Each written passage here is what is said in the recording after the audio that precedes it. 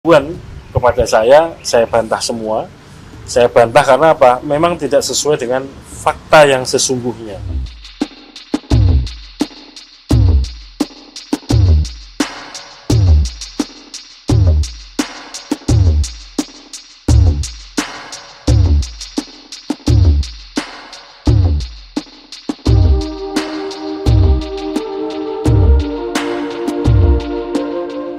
Sebagaimana yang sudah pernah saya sampaikan pada waktu pertama kali kuasa hukumnya pengadu mengundang teman-teman media untuk melakukan konferensi pers dan menyampaikan materi press release ketika mengadukan saya ke DKPP. Seingat saya pada tanggal 18 April, betul ya, 18 April 2024. Waktu itu kan saya ditanya apa tanggapan saya akan menjawab saya akan menanggapi pada waktu yang tepat, dan saya kira sekarang ini adalah waktu yang tepat.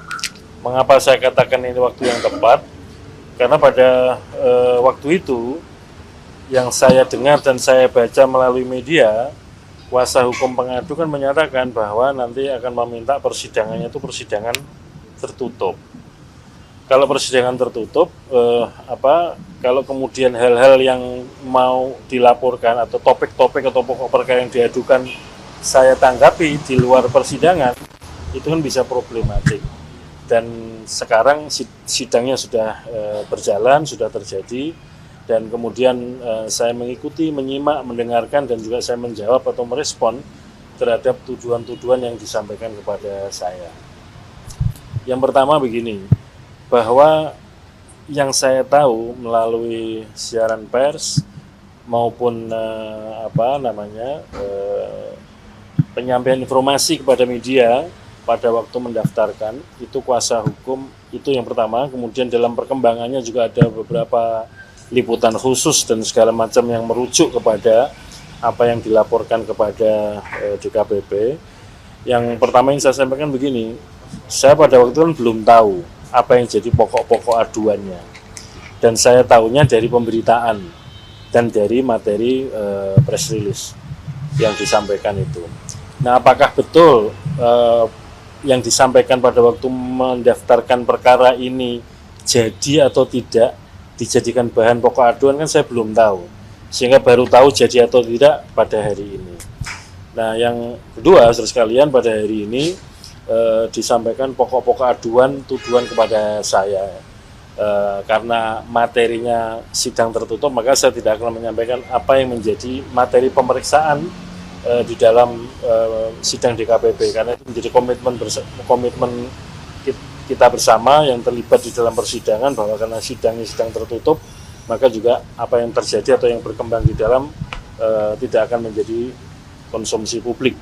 Tapi ingin saya sampaikan begini, bahwa ketika melaporkan saya ke DKPP, kemudian kuasa hukumnya itu menyampaikan, dalam pandangan saya ya, yang disampaikan ke publik itu adalah menjadi bagian dari pokok-pokok aduan. Saya terus terang saja merasa dirugikan, karena apa? Hal-hal itu kan belum kejadian untuk dijadikan bahan aduan di DKPP, artinya persidangannya belum ada.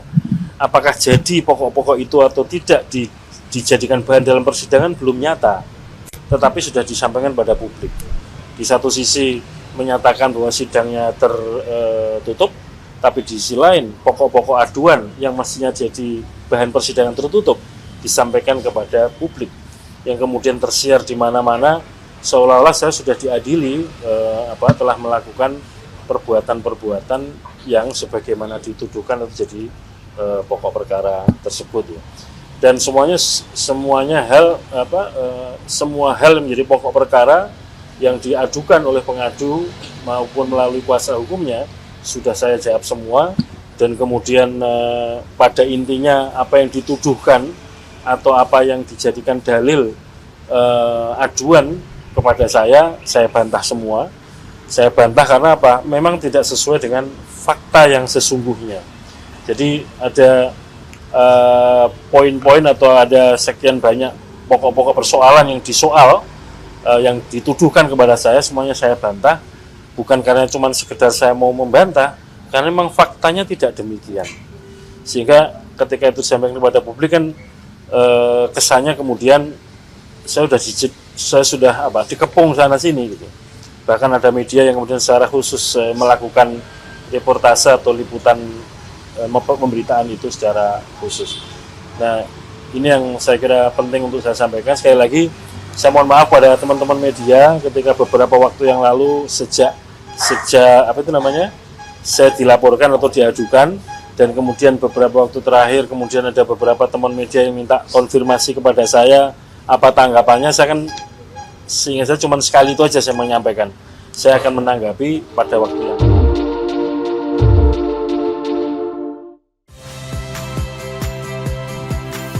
Saya Ihsan Sitorus. Saksikan program-program Kompas TV melalui siaran digital, pay TV, dan media streaming lainnya.